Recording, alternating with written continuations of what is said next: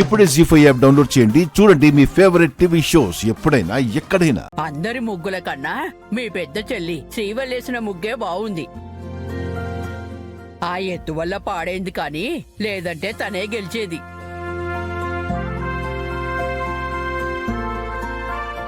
నా మేనల్లుడికి స్వార్థం ఉండదక్కా. స్వార్థం లేకుండా నిస్వార్థంగా నువ్వే గెలిచావని చెప్పాడు. ముగ్గు చెడిపోయిన తర్వాత పోటీలో లేదని మా బావ ఉద్దేశం.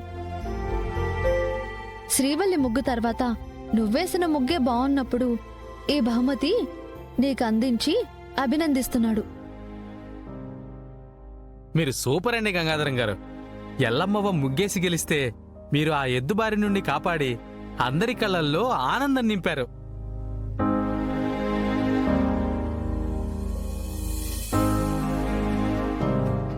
మీరు పశువులకు వైద్యం చేస్తే మా అన్నయ్య వాటిని కంట్రోల్ చేస్తాడు. అయ్యా, పోటీలైతే బ్రహ్మాండంగా జరిగాయి. భక్తులందరూ పొంగల్ వండితే అమ్మవారికి పూజ చేసి నైవేద్యం సమర్పించాలి. అలాగే.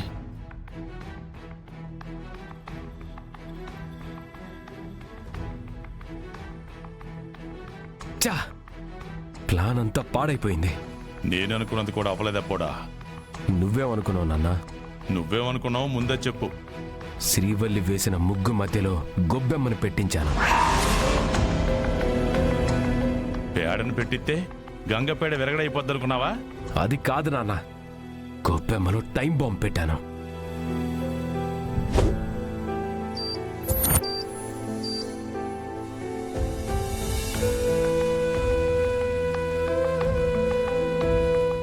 ఇంకొక 20 సెకండ్లుంటే అది పేలిపోయేది. ఈ లోపల ఎద్దొచ్చింది. ఈలోపే ఎద్దొచ్చి బాంబుని తీసేసి పక్కన పెట్టినట్టు చెప్తున్నావేందబ్బోడా? ఆ ఎద్దును తోలింది నేనే. ఏందట్టా సొత్తన్నావు? నిజం. గంగ చెల్లెళ్లలో ఎవరో ఒకరిని పొడిచి పాడేస్తే వాడి గుండెకాయ విలవెల్లాడిపోద్దనేసి ఇట్ట పన్నాగం పనినా. కానీ వాడు ఎద్దు కన్నా బలంగా ఉండాడు. దాని కొమ్ములు పట్టుకుని ఎట్టా మెడొంచినాడో చూసినావా?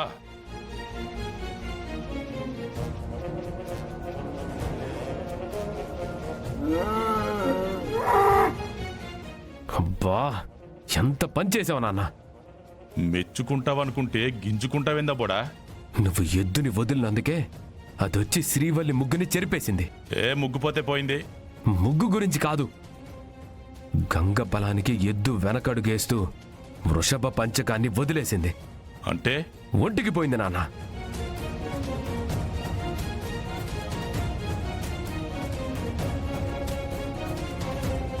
బాంబు తడిసి ఆఫ్ అయిపోయింది. ఓర్ని, ఏదైనా ప్లాన్ చేసే ముందు చెప్పాలి కదా బోడా. అయినా అట్లాంటి బాంబు దాడి మన ఊర్లో చేస్తే ఇంకేమన్నా ఉందా? వాళ్ళ ప్రాణం పోవడమేమో గానీ తేడా వస్తే నువ్వు జైలుకి పోతావు. పోతే పోతా, నేను అనుకున్నది జరగాల్సిందే. నాకు దక్కనిది ఎవ్వరికీ దక్కనివ్వను. అబ్బోడా, మరీ అంత క్రూరంగా ఆలోచన చెయ్యొద్దు. ఒర్రెట్టు ఆలోచించు. ఇప్పుడు వాళ్ళు దేవునికి నైవేద్యం వండుతున్నారు కదా, వాళ్ళని దేవుడి కాడికి ఎట్టా పంపించాలనో చూడు. అంతేకాని ఇట్ట పెద్ద పెద్ద కుట్రలు చేసేసి పని కాక చిన్నబుచ్చుకోవద్దు. కరెక్టే నాన్న, వీళ్ళని పైకి పంపించాలంటే బాంబ్ అక్కర్లేదు. చీటికన వేలంతా సీసా గాని పౌడర్ గాని ఉంటే చాలు. ఏంట్రా అంటున్నావు? అర్థం కాలేదా నాన్న? లేదు. మెల్లమెల్లగా అన్నీ అర్థం అవుతాయి. ఏం చేయబోతున్నాడు? ఏం చేసినా దానికి రక్తపాతమే జరుగుతుంది.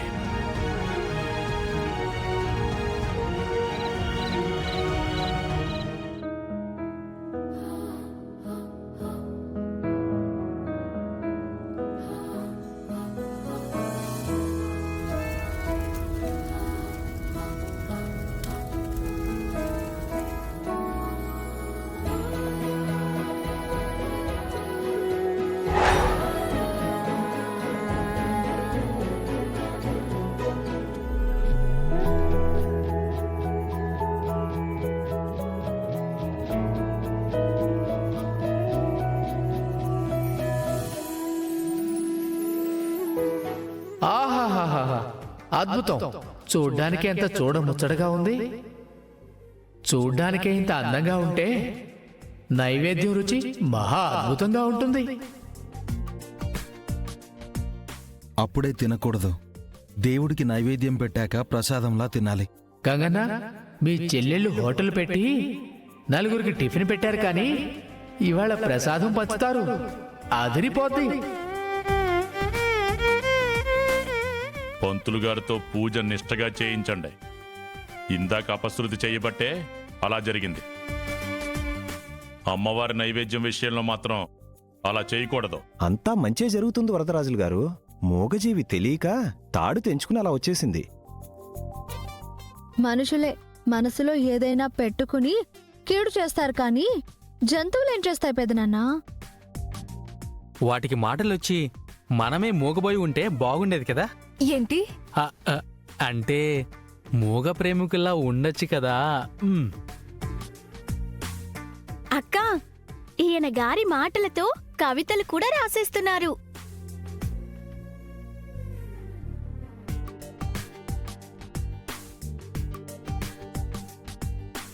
రాయ్, గరిట తిప్పకుండా ప్రసాదం వండే దగ్గరకు చెరుగ్గడ తిప్పుకుంటూ వెళ్తావు కదా.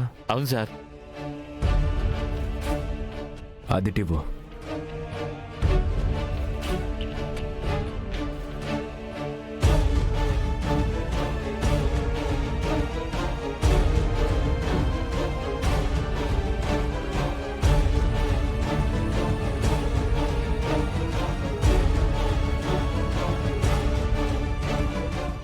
ఇది గంగ వాళ్ళకివ్వు. గరిట వాడరు కాబట్టి దీంతోనే పొంగలి తిప్పుతారు. అప్పుడది పాయిజన్ అయిపోతుంది. వాళ్ళు తింటారో ప్రసాదమని పంచుతారో. ఇది చాలా ప్రమాదకరమైన విషయం సార్. ఒక్క చుక్క కలిస్తేనే చాలా ప్రమాదం సార్. ఎంతమంది తింటారో నాకు అనవసరం. వెంకటపతి రాజుగాడు, గంగా వాళ్ళ ఫ్యామిలీ ఏదో ఒకటి అయిపోవాలి. సరే, నేను ముందు వెళ్తాను. తర్వాత వచ్చి ఆ చెరుగ్గడ గంగకిచ్చే. అలాగే సార్.